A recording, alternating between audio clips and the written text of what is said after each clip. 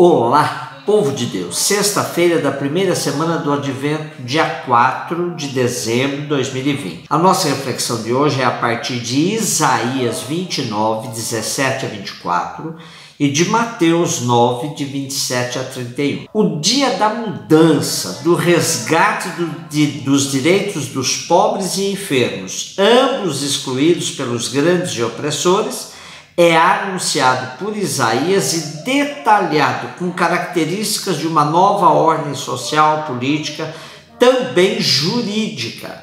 Na reviravolta descrita pelo profeta, surdos, cegos, oprimidos, pobres, inocentes, terão motivos para bendizer ao Deus de Israel.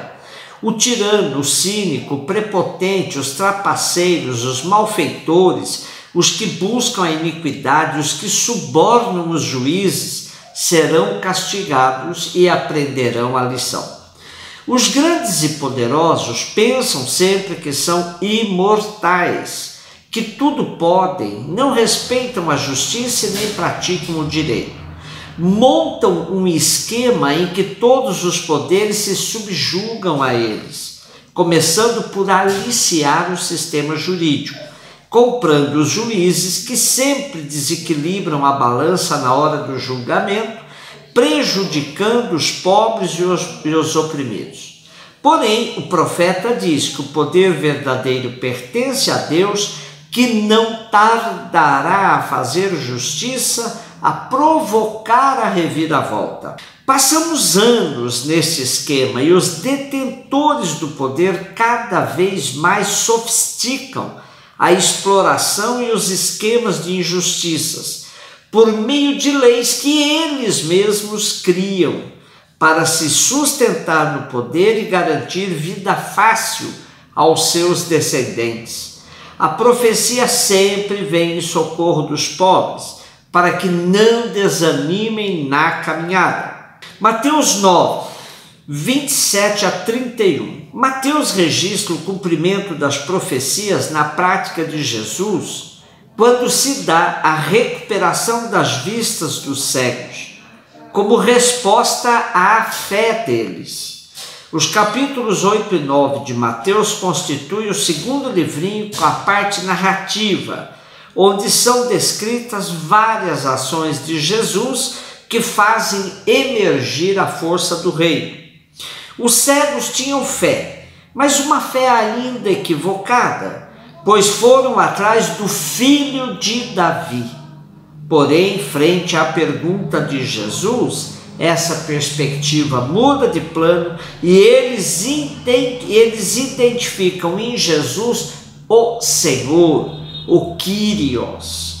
E é em nome dessa fé correta que Jesus opera a cura.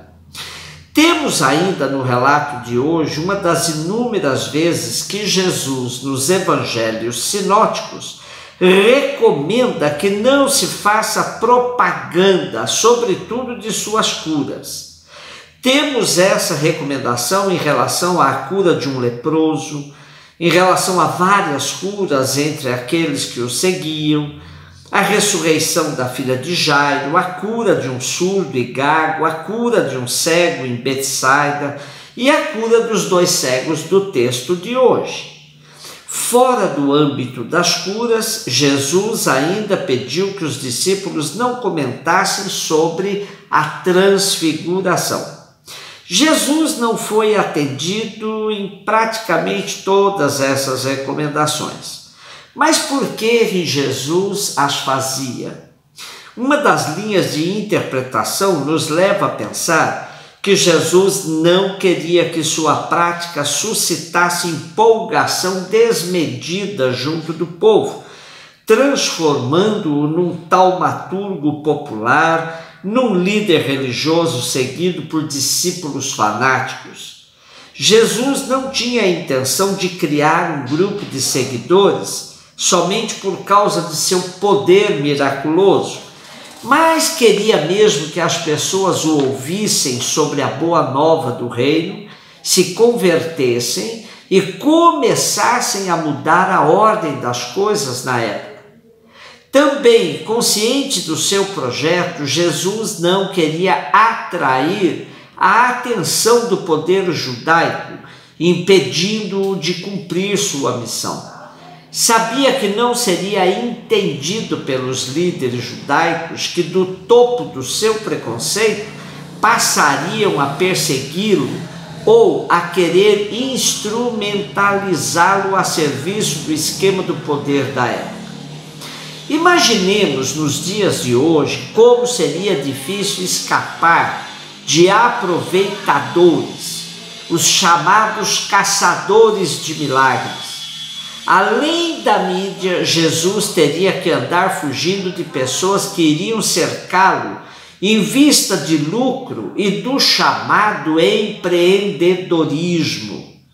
Não faltariam os gestores querendo fazer de Jesus um empreendedor de sucesso.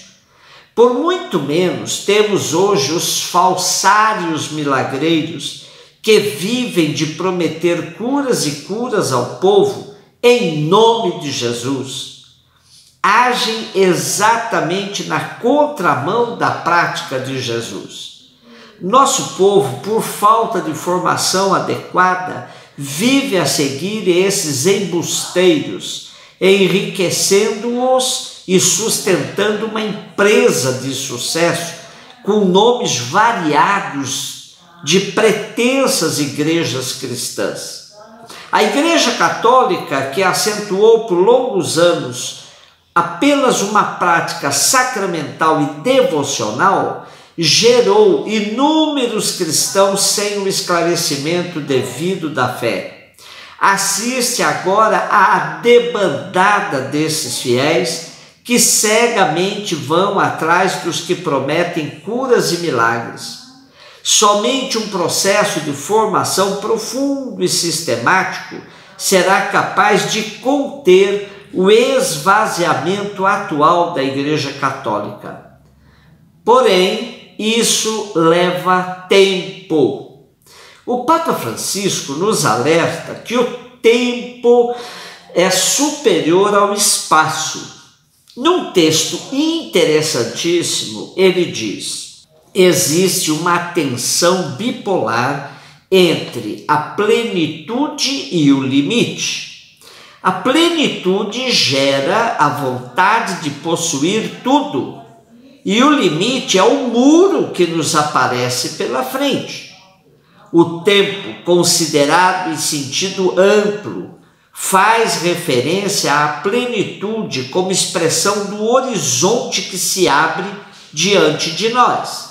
E o momento é a expressão do limite que se vive num espaço circunscrito.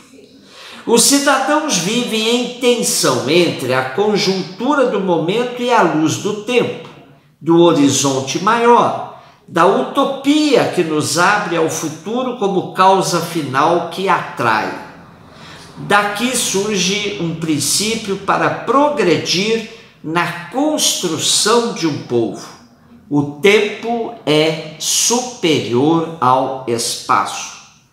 Portanto, o importante é desencadear processos de superação, mesmo que a gente não alcance ver o seu fim. Frei Beto sintetiza bem a esperança de quem crê na importância de acreditar no tempo. Diz ele: vejo hoje o mundo numa situação bastante crítica, bastante difícil, e creio que a gente vai passar por momentos extremamente precários, mas não perco a esperança e quero morrer ajudando a plantar semente de um futuro diferente. Então, ainda que não vejamos a primavera, sejamos persistentes em ser sementes. Um beijo no seu coração.